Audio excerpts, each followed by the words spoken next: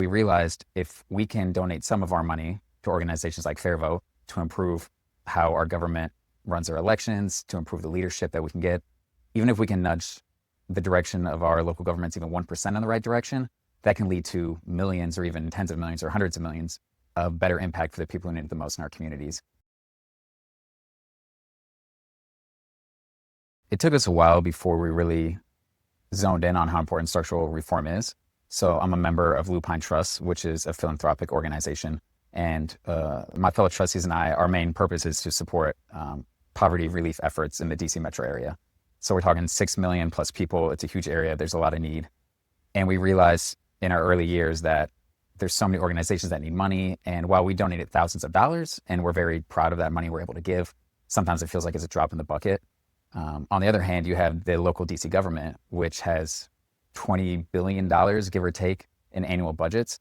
So we realized if we can donate some of our money to organizations like Fair Vote to improve how our government runs their elections, to improve the leadership that we can get, even if we can nudge the direction of our local governments even 1% in the right direction, that can lead to millions or even tens of millions or hundreds of millions of better impact for the people who need it the most in our communities. So we still do donate to those on the ground organizations that are making sure people are fed, they're clothed, all those really important things. We do a lot with education, but we realized as a part of those organizations we donate to, we'd be really missing out if we didn't also support groups like Fair Vote, which are handling the really thorny problems of the structural of our government and our society.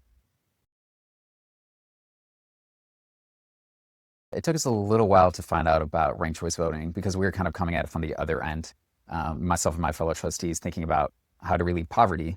And the more research we did, reading different books, talking with people in the community, you get very on the ground issues, but you start to dig in. So you realize that there's so much happening behind the scenes, the root causes of the poverty, right?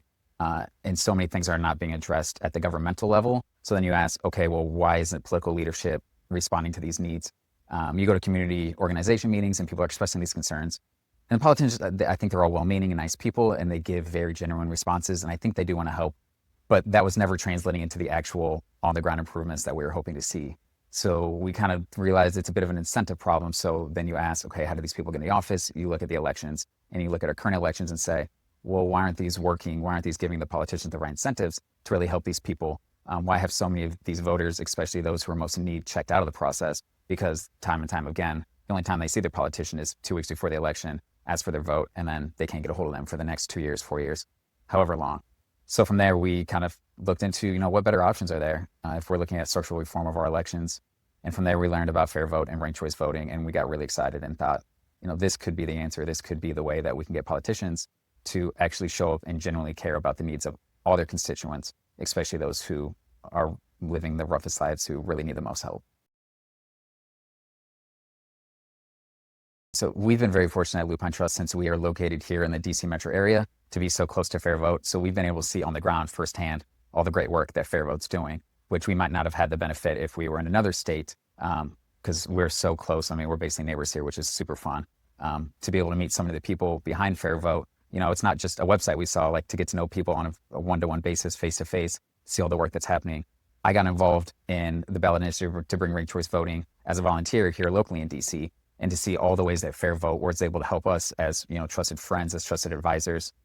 I really got to see that firsthand. So even though we were already donating at that point, it made me feel so much better to see that it's not just a nameless organization that has a nice website and nice social media, that it's really on the ground impact that really blew me away. So for example, all the great research that Fair Vote puts out.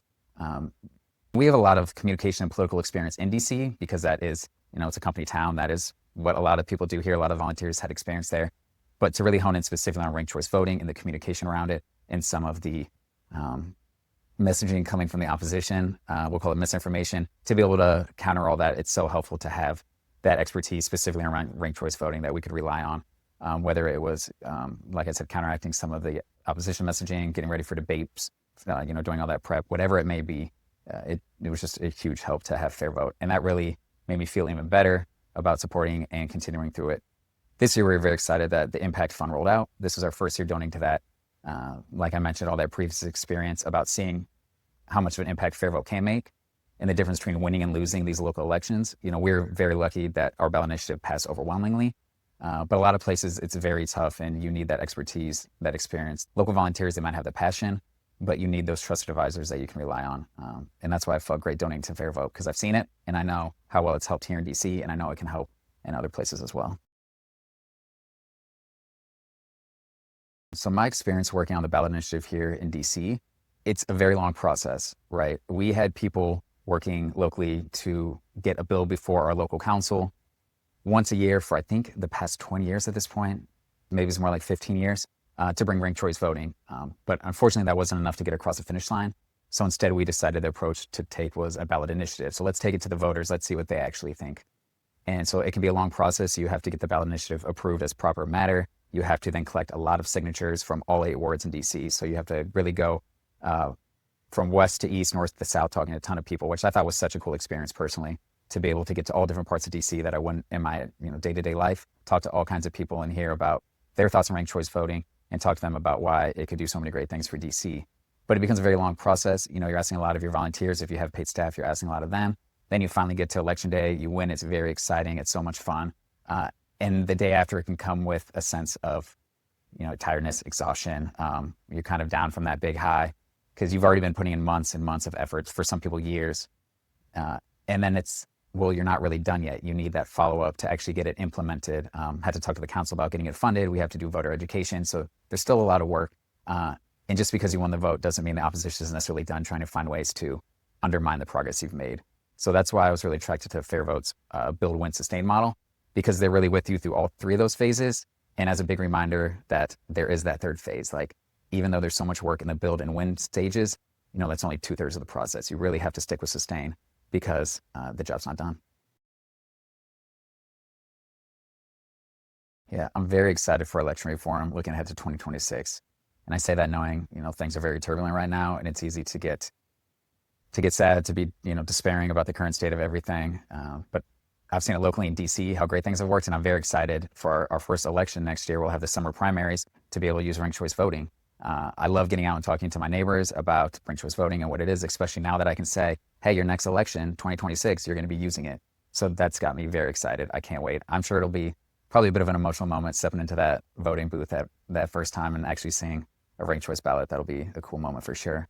And then nationally, it's cool that Fair Vote has an impact fund because, myself and my fellow trustees, we don't have time to do all the research of all the cities and towns and states across the US that are making great progress on it. So it's cool to be able to donate to the impact fund and know that Fair Vote's going to do all that research and say, these are the localities that we think have a really good chance of winning. They just need a little help to get over that finish line. So I can leave it all up to Fair Vote and then just, subscribe to the email and see like, oh, we got a win in Greenbelt, Maryland, and now this next one's going to be here. So I always know there's the next place that's so close. And so that's also got me very excited for 2026 is to see what those next places will be. Donating to a national group like Fair Vote, I think takes so much of the legwork out for individual donors because the election reform landscape is kind of all over the place in the US. I don't have time to become an expert in Nevada election laws, in Texas election laws, and Illinois election laws. I don't know who has ranked choice voting bans. I don't know who already has it working in certain cities, or I do know the states. I know that's Alaska and Maine, so I do at least know that. But beyond that, it's so hard to judge as just an individual donor who's got the best chance, right?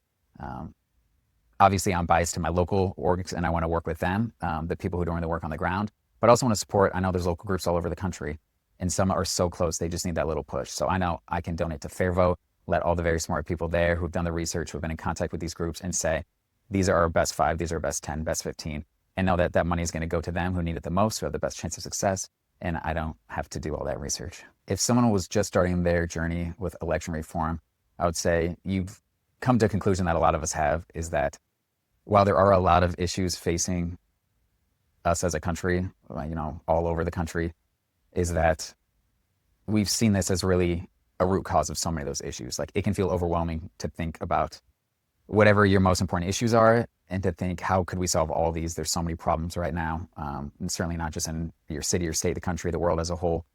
But you can look at government reform as an option that can solve so many of those. Of course, there'll never be one silver bullet to all the problems, but knowing that, if you can get elections right, you can get the right leadership, and from the right leadership, you can get the right laws and outcomes that we need to help Americans all over this country. So I would say you've come to the same conclusion that a lot of us have. There's a lot of really smart, really energetic really passionate people who are working on this problem too. And the best thing you can do is get involved with a group. It's not something you have to go alone. Look into FairVote, look into local groups that are working on it. You'll meet amazing people, just the coolest people from all walks of life too, that you're not going to cross paths with maybe in your day-to-day because of your social circle, because of your job. Super cool and interesting people that you'll become friends with. It's challenging for sure. There's ups and downs, but you have those people beside you, and it makes it all worth it when you get those wins. So definitely look for a local organization to get involved with. And just dive in, get started. No matter what skills or background you have, if you think, oh, I don't have any way to contribute, there's always a way to contribute. So just get involved, raise your hand and say, how can I help? And get started today.